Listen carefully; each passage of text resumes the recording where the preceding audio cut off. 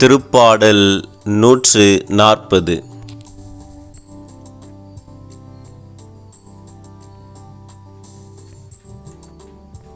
ஆண்டவரே, தீயோரிடமிருந்து என்னை விடுவியும், வன்செயல் செய்வோரிடமிருந்து என்னை பாதுகாத்தருளும்.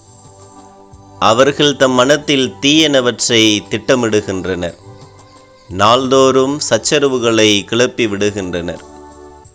அவர்கள் பாம்பென தம் நாவை கூர்மையாக்கிக் கொள்கின்றனர். அவர்களது உதட்டில் உள்ளது விரியன் பாம்பின் நஞ்சே. ஆண்டவரே, தீயோரின் கையினின்று என்னை காத்தருளும், கொடுமை செய்வோரிடமிருந்து என்னை பாதுகாத்தருளும்.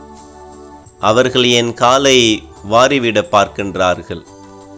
செருக்குற்றோர் எனக்கென கண்ணியை மறைவாக வைக்கின்றனர். தம் கயிறுகளால் எனக்கு சுருக்கு வைக்கின்றனர். நானோ ஆண்டவரை நோக்கி இவ்வாறு வேண்டினேன். நீரே என் இறைவன். ஆண்டவரே, உம் இரக்கத்திற்காக நான் எழுப்பும் குரலுக்கு செவிசாயும்.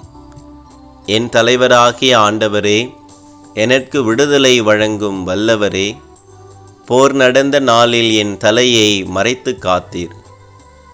ஆண்டவரே, தீயோரின் விருப்பங்களை நிறைவேற்றாதேயும், அவர்களின் சூழ்ச்சிகளை வெற்றி பெற விடாதேயும். இல்லையெனில் அவர்கள் ஆணவம் கொள்வார்கள்.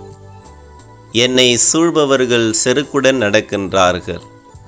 அவர்கள் செய்வதாக பேசும் தீமை அவர்கள் மேலே விழுவதாக. நெருப்புத்தழல் அவர்கள் மேல் விழுவதாக. மீளவும் எழாதபடி படுகுழியில் தள்ளப்படுவார்களாக. புறங்கூறும் நாவுடையோர் உலகில் நிலைத்து வாழாதிருப்பாராக. பன்செயல் செய்வோரை தீமை விரட்டி வேட்டையாடுவதாக. ஏழைகளின் நீதிக்காக ஆண்டவர் வழக்காடுவார் எனவும், எளியவர்களுக்கு நீதி வழங்குவார் எனவும் அறிவேன். மெய்யாகவே நீதிமான்கள் உமது பெயருக்கு நன்றி செலுத்துவார்கள்.